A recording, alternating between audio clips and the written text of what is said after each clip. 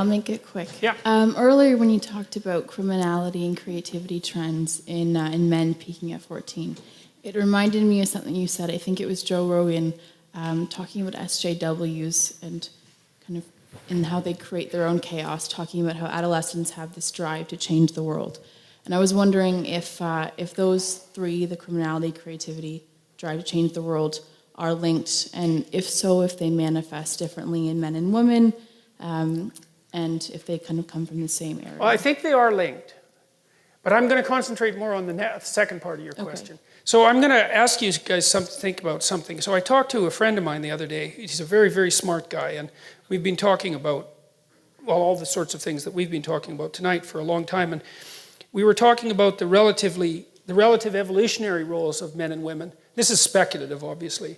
And because our research did indicate, it's tentative research so far, that the SJW sort of equality above all else philosophy is more prevalent among women. It's predicted by the personality factors that are more common among women. So agreeableness and high negative emotion, primarily agreeableness. But in addition, it's also predicted by being female. And that's interesting because in most of the personality research that I've done, and as far as I know in the literature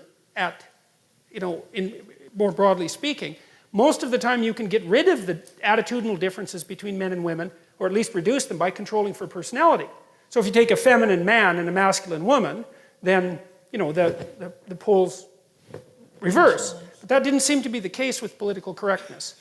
And so I've been thinking about that a lot because, well, men are bailing out of the humanities like mad, and pretty much out of the universities except for STEM. The women are moving in like mad, and they're also moving into the political sphere like mad. And this is new, right? We've never had this happen before, and we do not know what the significance of it is. It's only 50 years old. And so we were thinking about this, and so I don't know what you think about this proposition, but imagine that historically speaking, it's something like women were responsible for distribution and men were responsible for production. Something like that.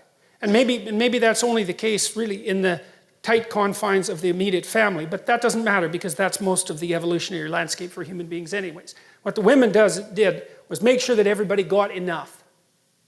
Okay, and that seems to me to be one of the things that's driving, at least in part, the SJW demand for equity and equality. It's like, let's make sure everybody has enough. It's like, well, look, fair enough, I mean, you can't argue with that. But there's an antipathy between that and the reality of differential productivity, because people really do differ in their productivity. So, all right, so to answer your question fully, I do think that the rebellious tendency of adolescence is associated both with that criminality spike, especially among men, and with creativity, yes. I think that the SJW phenomena is different, and I think it is associated, at least in part, with the rise of women to political power. And we don't know what women are like when they have political power, because they've never had it. I mean, there's been queens, obviously, and that sort of thing. There's been female authority figures, and females have wielded far more power historically than feminists generally like to admit. But this is a different thing, and we don't know what a truly female political philosophy would be like, but it might be, especially if it's not been well examined and it isn't very sophisticated conceptually. It could easily be, well, let's make sure things are distributed equally. Well, yeah, but sorry, that's just not going to fly. Do you think in terms of the West with SJWs, and you talked about last lecture as well, creating chaos when there is none, otherwise it'd be static, do you think there would be any validity in saying that in a country like Canada where we're pretty gender equal, is there any merit to thinking SJWs are trying to create chaos even when there arguably is none on a mass level? Obviously there's still problems. Why would they do that? Otherwise it would be static. And that drive, it wouldn't, but I'm just wondering. I read this quote once, and I don't remember who said it. It might have been Robert Heinlein, for crying out loud, science fiction author. That springs to mind, but it probably wasn't. And the proposition was that men tested ideas and that women tested men. And I kind of like that.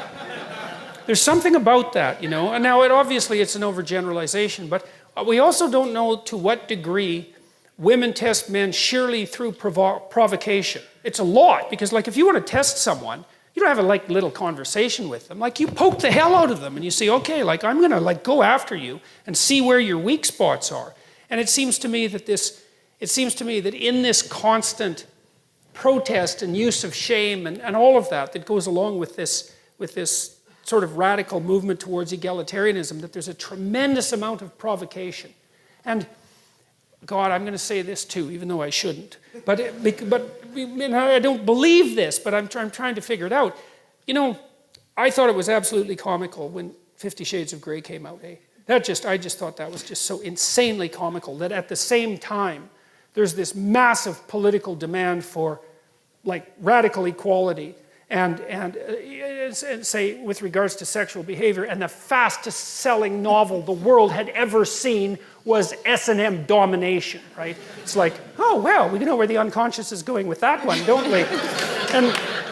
And sometimes I think, like, because one of the things that I've really tried to puzzle out, and it's not like I believe this, right? I'm just telling you where the edges of my thinking have been going, is that you have this crazy alliance between the feminists and the radical Islamists that I just do not get. It's like the feminists, it's like why they aren't protesting nonstop about Saudi Arabia is just completely beyond me. Like I do not understand it in the least.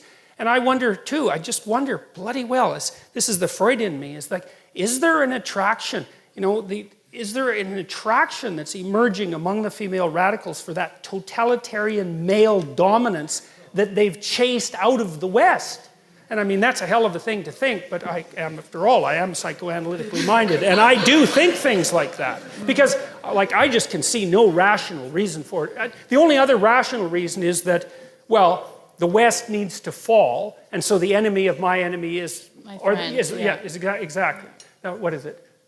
I got that wrong, but... The enemy of my enemy is my friend. Yes, exactly. Yeah. And that's why Islamists tend to vote liberal as well. Yes, well, so that could be the case. But I'm not going to shake my suspicion about this unconscious balancing, because as the demand for egalitarianism and the eradication of masculinity accelerates, there's going to be a longing in the unconscious for the precise opposite of that, right? The more you scream for equality, the more your unconscious is going to admire dominance. And so, well, that's how you think if you're psychoanalytically minded. And, you know, I'm a great admirer of Freud. He knew a hell of a lot more than people like to think. And so, which is partly why everyone still hates him, even though it's been 100 years since he's, you know, really been around.